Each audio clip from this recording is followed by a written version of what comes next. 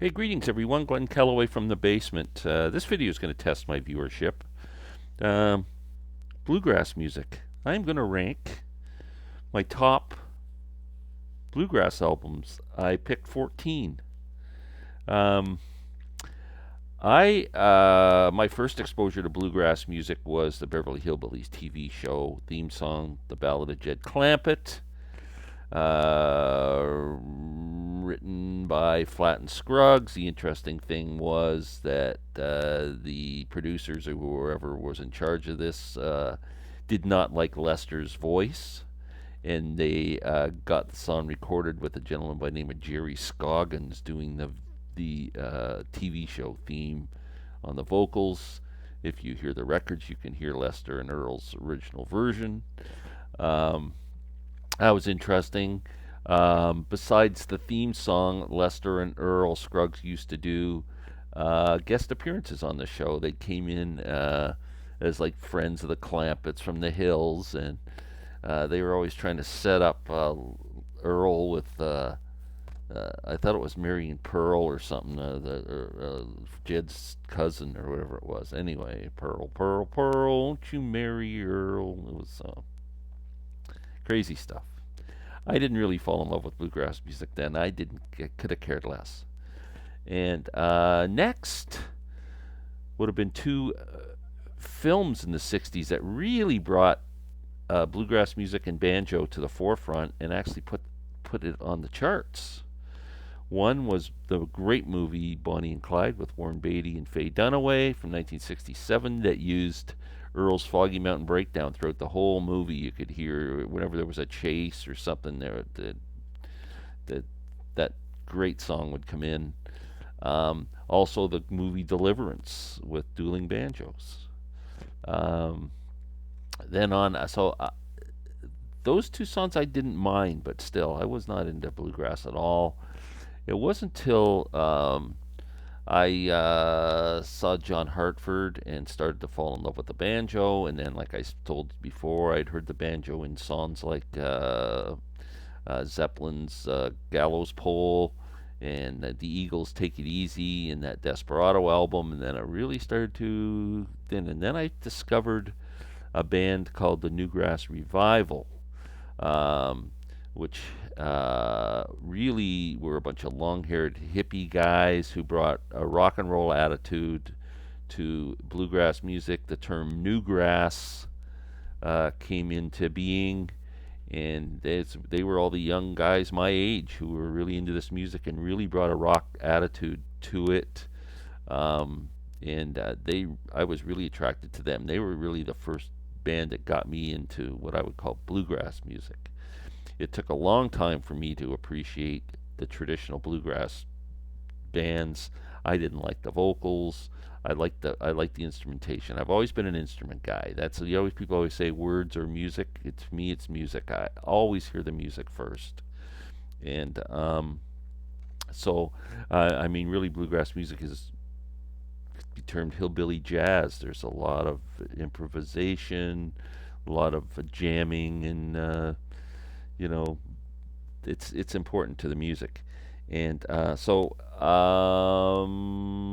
yeah, I guess kind of in the '60s, bluegrass started. They started. I think bluegrass festivals kind of started in the early to mid '60s, and even people like Jerry Garcia. He would go to bluegrass festivals, and he was a bluegrass guy. Um, Chris Hillman from the Byrds was a bluegrass guy. There was a few of them, and Bill Monroe. I mean, you talk about all the legend, but it took me like Bill Monroe's voice. I mean, oh my God, that's like people say they can't listen to Rush because of Geddy Lee, even though they know all of these three guys are just the most incredible musicians. But Geddy Lee's voice drives them nuts. It's kind of the same with Bill Monroe. It takes it's an acquired taste. And anyway, I'm going to start with my top 14 bluegrass albums. I want to give an honorable mention to a couple that I would have ranked very highly, but I'm not sure they're really bluegrass albums. One would be one of the most important albums ever made, is Will the Circle Be Unbroken, where the Nitty Gritty Dirt Band went to Nashville, a bunch of long-haired guys, and sat with all these traditional old frickin' Nashville people who were really conservative and didn't really like the long-haired hippies and all that, and really turned everybody's heads with their respect for the music and how capable they were of playing it. In this album, they all got together. Will the Circle Be Unbroken? The Nitty Gritty Dirt Band with Mother Maybelle Carter, Earl Scruggs, Doc Watson, Roy Acuff, Merle Travis, Jimmy Martin, Vassar Clements, Norman Blake. Um, just an incredible, incredible record, historic record. And but I'm not going to include that because it's kind of old country, traditional, plus some bluegrass, and it's all kind of a mix, that whole genre of country music umbrella. The next one, of course, John Hartford, who I mention all the time, one of my heroes. Two albums that I cannot say one's better than the other because they're both incredible. Morning Bugle and Steam Powered Aerial Plane, both incredible records that really inspired me. Um, I just how important these albums are to my musical life is just undescribable. I'm really excited for Record Store Day because they're bringing this out, reissuing it on a double album with, I believe, extra tracks that were never on the album, maybe some outtakes and stuff. I'm really excited for that. So, yeah, so I'm not going to include those. They would be like right up in the top five. Okay, so let's get started. I think I got 14 here. So, I mean, you can't talk bluegrass without talking Bill Monroe. He's the father of bluegrass, and I want to show you this book, actually. Bluegrass, A History by Neil Rosenberg. This is a freaking fantastic book. It's just really well written, great history of the music. Definitive History of Bluegrass here. Noted bluegrass historian Neil Rosenberg has written a book so rich in detail and so thoughtful in its analysis it's almost misleading to label it a history. A must read for anyone with the slightest interest in this music. Couldn't be said better. Great, great book. Okay, again, Bill Monroe, the father of bluegrass, penned the word bluegrass with the Bluegrass Boys. They called themselves the Bluegrass Boys out of Kentucky. Bill played mandolin. I mean, just a great musician, inspirational to a lot of rockers too. Elvis Presley obviously covered the Blue Moon of Kentucky. The Beatles. Paul's salute to Bill Monroe was "I've just seen a face." A lot of people inspired by this man. Um, he eventually put together probably the greatest. Well, in my opinion, Flat and Scruggs and the Foggy Mountain Boys were the greatest, but I think a lot of people would say Bill Monroe and the Foggy Mountain and the Bluegrass Boys were the greatest band ever. Originally, that's how Lester Flatt and Earl Scruggs met when they played in that band. Um, so, and then broke off and formed their own, and Bill never spoke to them again. He was pissed. Anyway, this is called Bluegrass Instrumentals. It's a comp. It's all instrumental music, which I love, and just Bill over the years playing with different banjo players. Bill Keith's on here, one of the great musicians. Yeah, it's just excellent, excellent album. One of my favorites. Bill Monroe and the Bluegrass Boys, Bluegrass Instrumentals. Okay, next, number 13, I believe this is going to be the great Doc Watson. Doc and Merle, again, maybe this said not bluegrass, but I mean, he did. Doc's a flat picker, and maybe I shouldn't include it, I don't know, but boy, it doesn't get better than Doc Watson. This was the first Doc and Merle album I ever owned. Um, I got to see Doc and Merle a few times. Merle died tragically in a farm accident. I think a tractor rolled over and he was crushed. They have a thing called Merle Fest in his honor every year that's been going on for years and years and years. Uh, Great Doc Watson story. I saw Doc and Merle in Calgary at whatever the theater was at the University of Calgary, and I was sitting in like the first row, and Doc and Merle come out, and they got chairs, and T. Michael Coleman, their bass player, just the three of them. Very sparse stage, And as soon as they sat down, Doc says, if anybody wants to come up on stage and sit up here with us, feel free. Man, I ran up there. So I sat at Doc's feet, like a foot away from this man playing the guitar. Uh, can you imagine? Unbelievable. Okay, next. Bela Fleck. I can't say enough about this man, how much his music has meant to me since the late 70s. Um, Bela was in a band when he was young. You'll see him right there. Look how young he looks.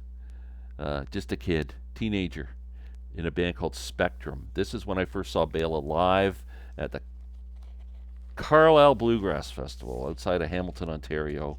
He played with the band Spectrum. His album Crossing the Tracks had just been released.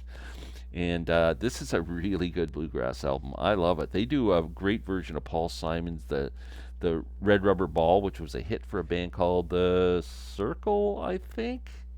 Um, Excellent version of that. They also do a great version of Bye Bye Love, which was written by the Bordeaux and Felix Bryant, two of the great country singers, who a big hit for the Everly Brothers. Yeah, just a freaking great album. Gone at Last, which is a Paul Simon song. They do that too. Um, wow, it's like a gospel song. Um, great album. Love that. I think that's kind of hard to find. Next, I started playing the banjo in about 1975. I think. And one of the albums that came out at that time, and three of my favorite banjo players were Tony Trischka, Bela Fleck, and Bill Keith. Now, Tony came out with this album called Banjo Land. Side one is a triple banjo with Bill Keith, Bela Fleck, and Tony playing this incredible stuff. Songs like Dear Old Dixie and Salt Creek, Don't Let Your Deal Go Down, Dixie Breakdown. I mean, these are all classics. And man, it just blows my mind. It's kind of like if you had a one side of a record that had Jimi Hendrix, Jeff Beck, and Jimmy Page all playing together. Like and the second side is more. Tony's a very incredible musician. Actually, he was Bela Fleck's first teacher in New York City, and Tony plays a real out there. Like he's not a traditional guy at all. His music just he takes the banjo in weird places, and excellent album. Really means a lot to me, that Banjo Land album, especially side one of that. Next, let's go with a modern album. This came out last year. Noam Pakilny, another one of my favorite banjo players, plays with the Punch Brothers. He put a band together with some of the guys from the Punch Brothers, and Greg Harrison and Chris Eldridge, and they put a band together called Mighty Poplar, and they're on tour right now. This is really this I would call somewhat traditional bluegrass album done with a modern kind of feel to it, and great record. Excellent. Has become one of my favorite bluegrass albums of all time. Excellent record. Next, another banjo player in the 70s that really, he played in a band called Country Gazette. His name is Al Munday.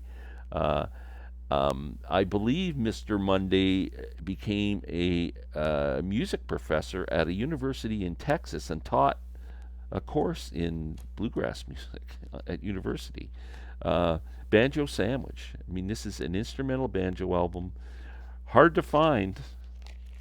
It's on the Ridge Runner, kind of an obscure album, but he does songs like Dear Old Dixie and Blackberry Blossom, and excellent record.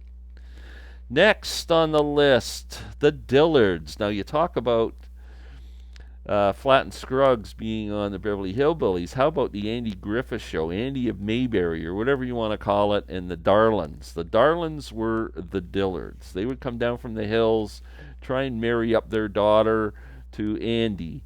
And the Dillards, Back Porch Bluegrass, these guys could play. Rodney and Doug Dillard. Doug Dillard is just an incredible banjo player. And there were some songs that he wrote that I tried very hard to learn and could never get them down. There's one called Doug's Tune. I couldn't figure it out, never. And I used to play like 8 hours a frickin' day. Dooley is probably their most famous song. It's on here. Old Home Place, my favorite bluegrass song, is on here. Um, wow, amazing, amazing band, the Dillards. That's a great record, Back Porch Bluegrass. Next, Del McCoury and the Bluegrass Band, and the McCourys, or what are we called? Del McCoury Band. Del is one of the legends.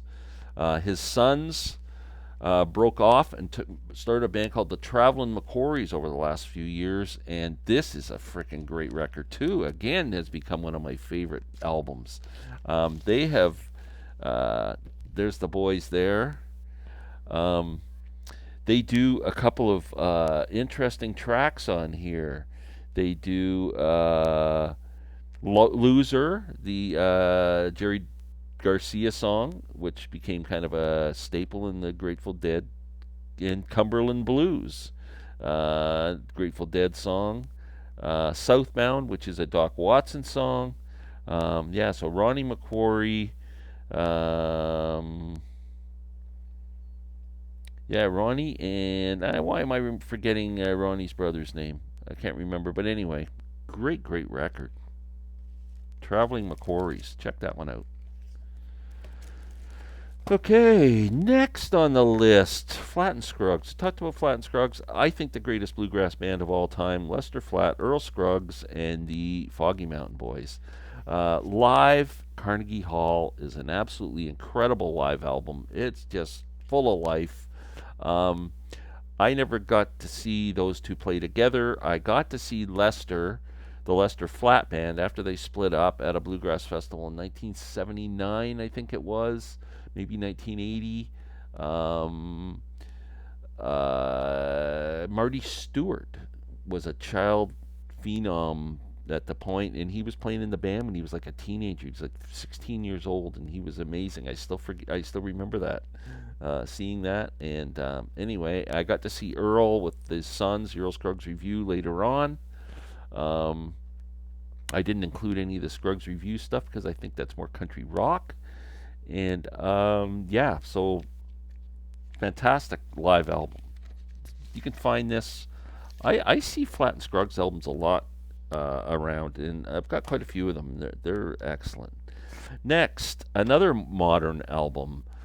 This came out a couple of years ago. Bela Fleck's My Bluegrass Heart. I just can't get enough of this album. I mean, it is progressive bluegrass, I'm going to call it. It's a great record, and all instrumental, but the people who are on this album, I mean, just unbelievable. Sam Bush, David Grisman, Sierra Hall, Chris Thile, Billy Strings, Brian Sutton, Molly Tuttle, Jerry Douglas, Michael Cleveland, Stuart Duncan, who has played with everyone, Emmylou Harris, Mark Knopfler, Elvis Costello. The man's an incredible musician.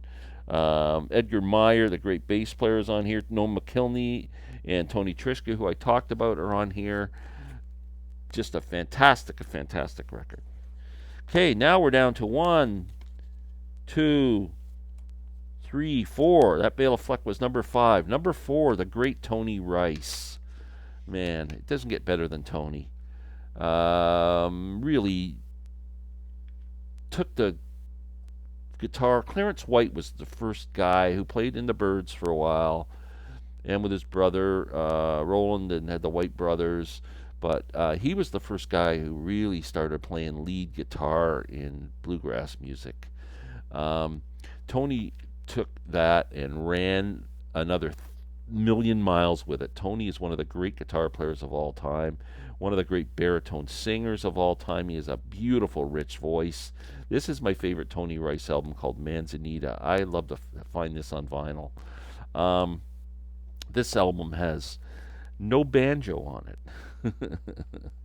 Tony Rice, Ricky Skaggs, David Grisman, Jerry Douglas, Sam Bush, Todd Phillips, and Daryl Anger. I mean, just a great album.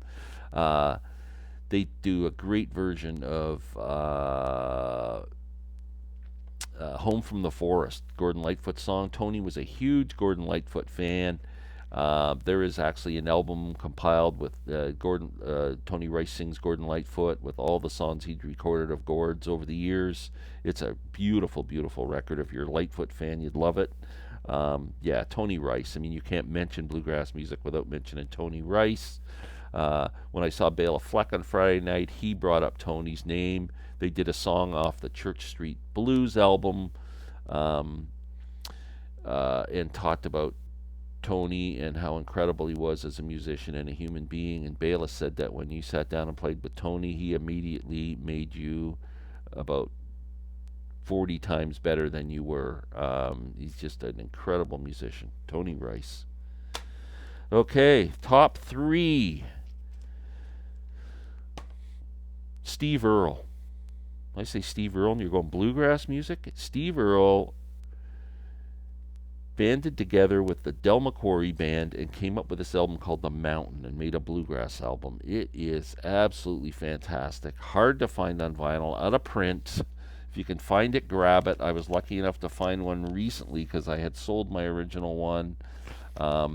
All originally penned songs from Steve, all bluegrass songs, all played traditionally. Just a frickin' great, great record. Steve Earle and Del McCoury band, The Mountain, must be heard. Fantastic record. Number two. Number two is another modern guy. I've just fallen off, just fallen in love with this guy, and this album is just plays constantly in my house. Home by Billy Strings. What a talent this guy is. I mean, he is just smoking it and taking the bluegrass music into the mainstream. He's playing arenas and just jamming out and just this album, I can't even, there's no words to describe how great this record is. Billy Strings, Home. Fantastic. My second favorite album. One of my favorite albums of all time now. Number one, J.D. Crowe and the New South. I don't know of another album that when you say the catalog number and the label that people know what album it is. Rounder 0044. That's what it is. This is just the most unbelievable album. Tony Rice is on this album singing. Ricky Skaggs is in this band. The great J.D. Crowe is a banjo player. Again, Rounder Records.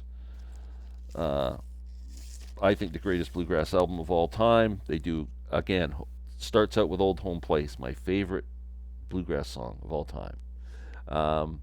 They do a traditional song called Sally Gooden, which is an old fiddle tune from early 1900s probably. Another Gordon Lightfoot song, 10 Degrees. 10 Degrees and Getting Colder down in Boulder, Damn That Night, or Boulder, whatever. It's a great song. An Earl Scruggs instrumental called Nashville Blues. You Are What I Am, another Gordon Lightfoot song. Summer Wages, a beautiful song from Ian Tyson. And I'm Walkin', which was Fats Domino. And a traditional song called Cryin' Holy. Now, the band was J.D. Crowe on banjo, Tony Rice guitar and lead vocals, Ricky Skaggs playing mandolin and fiddle and vocals, and they brought in but didn't, I don't know if he was really officially a part of the band, but Jerry Douglas, the great dobro player. But if you can find this album, I'm sure you can buy it on CD. If you ever see it in your travels, just pick it up. It's probably worth $40-50, I would think. Maybe more, I don't know. That's it, man. I am passionate about this music. I've been playing banjo since 1975, and in the last year or two, I have let it slide to the point where I'm just fumbling around. It's just awful how I let this go. I am really trying hard to motivate myself to play. Picked it up the other day, and I'm watching all kinds of YouTube videos just to try and listen to a lot of music, and that's basically why I did this, because I'm kind of renewing my love for the music. Thanks. I hope you watch this. I don't know if you're going to or not. You got 2 thumbs. This one might get a thumbs down. That's fine. Take care, everybody. I really appreciate your comments. Thank you so much.